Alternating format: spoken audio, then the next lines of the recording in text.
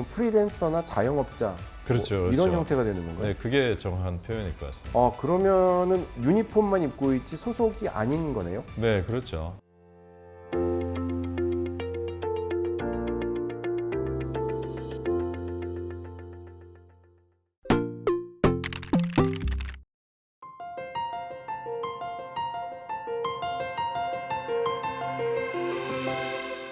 자, 이제 채비에 대한 얘기를 좀 시작해 볼게요. 채비가 이제 시작되고 나서 기존 장르들하고는 다르게 지금까지만 다르게 하고 싶은 점들이 있을 것 같아요. 그런 점들 설명해 주실 수 있을까요? 네, 채비는 이제 그 행사로서라기보다는 애도와 추모를 좀 제대로 하고 싶은 마음에서 저희가 이번에 만들었어요. 그래서 사실은 이제 뭐 가족이나 또 친한 지인을 잃고 장례를 치르는 기간이 가장 힘들고 또 가장 중요한 기간이잖아요. 그래서 그 시간을 통해서 고인을 좀 존엄하게 아름답게 보내드리고 유족들에게는 좀 깊은 위로를 드릴 수 있는 그러한 뜻으로 채비를 준비하고 있습니다. 채비가 지금까지는 좀 다르게 이런 부분을 좀 강조한다, 이런 부분을 추구하고 있다, 이런 부분은 어떤 게 있을까요? 저희가 지금은 추모식에 좀 집중하고 있는데요. 이 추모식의 핵심은 고인의 삶에 좀 집중하는 거예요. 그래서 그 시간에 이제 고인의 생애를 같이 이야기 나누기도 하고 또 고인의 사진을 통해서 고인의 인생을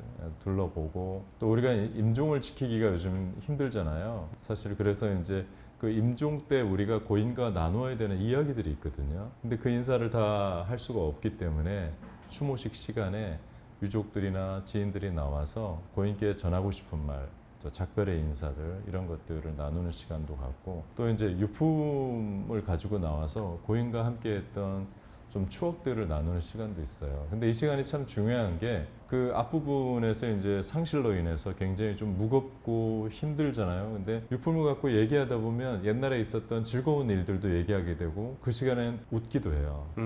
박수도 치고 그러면서 죽음의 시간을 무겁게만 받아들이지 않고 그 시간을 조금 이렇게 가볍게 이겨낼 수 있는 힘이 그때 좀 생기는 것 같아요. 그래서 그런 과정들을 통해서 마지막에 이제 유족들끼리 서로 허깅하고 위로하는 시간도 좀 저희가 드리고 이제 그런 부분을 진행하면서 추모식을 통해서 고인을 잘 보내드리기도 하지만 또 유족들끼리 서로 좀 위로하고 힘을 얻는 그런 시간으로 해서 저희가 지금은 이제 새로운 장래에 대한 또 장래 문화 변화에 대한 가장 핵심적인 사업으로 추모식에 좀 집중하고 있습니다. 그럼 이게 우리가 이제 흔히 지금까지 경험해봤던 장례식과는 굉장히 다른데 네. 오히려 좀 외국 장례식에서 이렇게 저희가 영화에서 보는 추모식처럼 이렇게 정말 그 고인의 지인들이 모여서 음식을 나누고 사진을 보면서 이렇게 막 웃고 떠들고 그런 장면을 좀 이해하면 될까요? 네, 비슷하다고 볼 수 있습니다. 이 추모식을 만들어야겠다라고 생각한 거는 이제 저희 조합원 장례를 치르는 중에 몇 년 전에 좀 굉장히 어려운 시간들이 있었어요. 근데 이제 저희 경영진들이나 저희 또 장례 지도사님들이 고민을 많이 했어요. 우리가 장례는 정성껏 치러 드리는데 이 가족의 아픔을 왜 위로해 드리지 못했을까 이런 고민을 갖고 이 시간을 최대한 활용해야겠다 하고 일본도 갔다 오고 관련 학자들의 자문도 받고 연구도 하고 설문도 하고 굉장히 좀 공을 많이 들여서 이 추모식 장례를 만들었어요.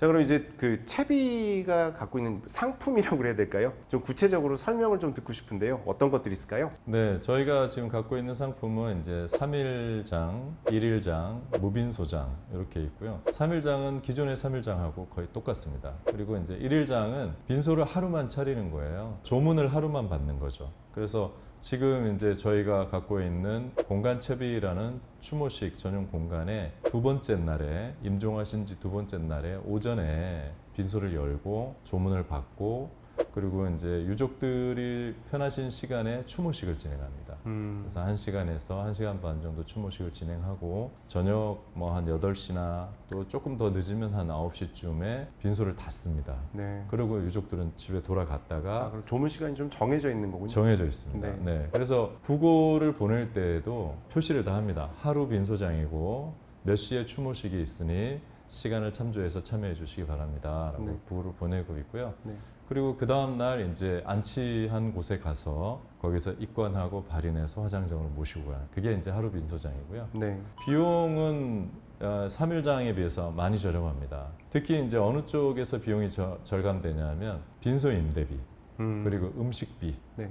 이 두 가지가 장례식 비용에서는 굉장히 큰 부분인데 하루 빈소장으로 하기 때문에 빈소 임대비나 음식비가 거의 들지 않는다라고 이제 봐야죠. 그럼 식사 없이 진행이 되나요? 네, 추모식 같은 경우? 지금 저희가 하루 빈소장으로 진행할 때는 일반적인 식사는 하지 않고요. 네. 간단한 다과 정도를 준비합니다. 그러면은 이제 비용 같은 경우에 3일장, 1일장, 뭐 무빈소, 가족장 무빈소장, 이렇게 네. 이렇게 좀 구분을 지어서 대략 어느 정도가 되는지 좀 알 수 있을까요? 지금 저희가 3일장으로 할 때 요거는 이제 장례식장 비용을 빼고 네. 장례식 비용을 이제 우리 장례를 잘 안 치러 본 분들이 잘 이제 이해를 못하는 부분이 있는데 네. 그 부분에서 간단히 말씀을 드리면 장례 비용은 세 가지로 구성이 되어 있어요. 하나는 상조 서비스 비용, 두 번째는 장례식장에 들어가는 임대비와 음식 비용, 그다음에 세 번째는 안치하실 때 봉안당 있죠, 낙골당이라고 네네네. 하는 봉안당이나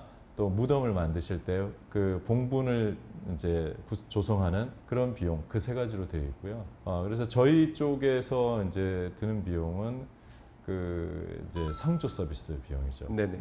저희 같은 경우에 일반 상조 서비스를 이용하실 때 비슷한 뭐 다른 일반 상조 한 450만 원짜리 그 구성이 네. 저희는 한 300만 원 전후대 정도 드시더라고요. 네네. 비슷한 구성에서. 그리고 이제 하루 빈소장으로 할 때 보통 이제 하루 빈소장은 추모식이 들어가기 때문에 네. 추모식까지 해서 한 300만 원 전후 네네. 그렇게 들어가고요. 만약에 추모식을 안 하시면 거기에 대해서 비용이 뭐 한 80에서 100만 원 정도 절감된다고 보실 수 있어요. 상주가 원하는 부분을 빼고 집어넣을 수 있다는 게 또 하나의 굉장히 특이한 장점으로 보이던데요. 네네. 어쩌면은 우리나라에 현재 존재하는 가성비 최고의 상조 서비스다 이렇게 보이는데 맞을까요? 네네 맞습니다. 네. 사실은 이제 상조 서비스만 해도 보통은 한 400이 넘는데 상조 서비스하고 추모식까지 다 해서 한 뭐 300 전후 한다면 좀 말하기는 못하지만 가성비가 네. 굉장히 높다. 네.